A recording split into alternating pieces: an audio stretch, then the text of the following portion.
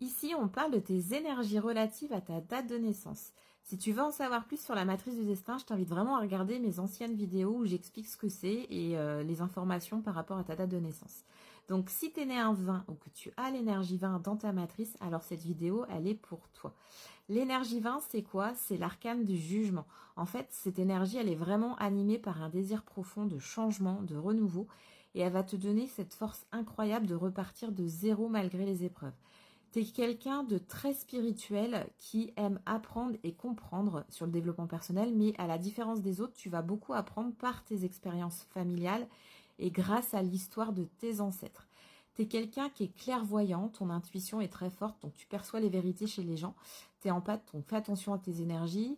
Et t'es souvent comparé par un passeur d'âme, alors aussi bien dans le visible que dans l'invisible, mais tu vas guider les autres dans leur transition de vie. Donc souvent, on fait le passage de l'enfance à l'adolescence, à l'âge adulte, et l'énergie 20, elle est souvent incomprise par les personnes qui t'entourent, mais aussi par toi-même. Tu as une vie qui est plutôt complexe, tu peux connaître des conflits familiaux parfois, et tu as de nombreuses difficultés à lâcher prise. L'énergie 20, c'est une force spirituelle de transformation parce que tu as ce désir de renouveau. Souvent, il y a des reconversions possibles à différents âges de ta vie. Et on te donne la force de surmonter les épreuves passées et de repartir de zéro. Et c'est souvent relié à l'histoire de tes ancêtres. Donc, je te disais, tu es un passeur parce que tu vas aider les autres à prendre conscience en même temps de leurs erreurs. Tu vas les aider à guérir et à ouvrir un nouveau chapitre de leur vie. Tu as ta voix qui peut être aussi très inspirante, tu peux guérir, donc tu peux chanter, tu peux inspirer, tu as un magnétisme qui promet vraiment la notoriété. Ta vie, elle n'est pas toujours simple parce que tu peux avoir des relations tendues avec ta famille, des difficultés à pardonner les blessures et les échecs passés, et tu as une tendance à te limiter. En négatif, tu peux être perçu comme quelqu'un d'exigeant, qui critique, qui juge facilement les gens et les situations. Par contre, au niveau financier, tu peux être généreux, mais parfois tu te soucies trop des autres et c'est à ton détriment, justement. La stabilité, elle arrive tout le temps, mais après les leçons. En positif, l'énergie 20, elle brille, elle a cette capacité à pardonner, à se libérer des rancunes et elle permet d'accompagner facilement les autres dans leur guérison et dans leur renouveau. On te voit comme un mentor, tu sais utiliser ta clairvoyance, tu as aussi des rêves prémonitoires qui peuvent surgir et tu guides les autres. En fait, ta résilience, elle te fait repartir de zéro, même après des épreuves, et tu as ton magnétisme qui attire de nouvelles rencontres. C'est important que tu t'ouvres au collectif parce que tu apportes énormément de choses, des libérations. Il faut que tu aies cet équilibre entre le spirituel et le matériel. On peut se percevoir aussi comme quelqu'un de timide et de renfermé, parfois en négatif, pour certaines personnes.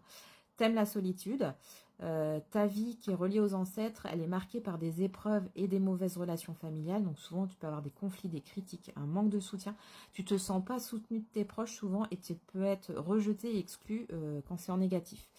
Pour lâcher prise sur tes blessures, en fait, on te demande en carrière de faire face au changement parce que tu préfères rester dans ta zone de connu et souvent ça t'épuise plutôt et tu perds du sens. Tu es aussi considéré comme un rebelle, le rebelle de la famille, hein, ce que j'aime appeler le rebelle de la société. T'aimes pas rentrer dans des cases et en négatif, en fait, ce système t'énerve, l'autorité familiale surtout.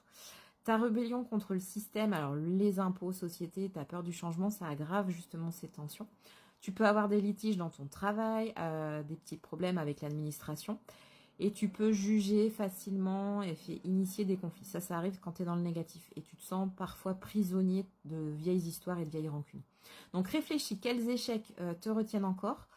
C'est important que tu transformes le négatif par le pardon. Lâche vraiment les blessures du passé. Tu n'as pas besoin de la reconnaissance familiale, juste lâcher prise. Il faut que tu guérisses ces liens, il faut que tu communiques avec ta famille au cas par cas, hein, parce que accepte leur refus de dialogue quand ils ne veulent pas. Ça, c'est leur problème, mais libère-toi des rancunes, surtout pour toi et pas pour eux. Sois pas dans ce combat avec ta famille, car ça t'épuisera toi, excusez-moi, et c'est toi qui seras malheureux. Faut que tu surmontes les peurs et que tu développes ta carrière. Tu peux devenir vraiment un bon coach, un bon psychologue et faire des études transgénérationnelles. Après les leçons, l'énergie 20, elle te mènera à la stabilité et il faut savoir que tu peux vraiment être connu comme un mentor ou un artiste. Tu as cette facilité de transcender les choses. Alors voyage aussi, déménage, enfin fais place au renouveau dans ta vie. Et pose-toi les questions, quelles erreurs tu peux faire pour justement avancer derrière. Partage en commentaire les expériences avec ton énergie 20 et puis surtout, n'hésite pas à t'abonner pour la suite.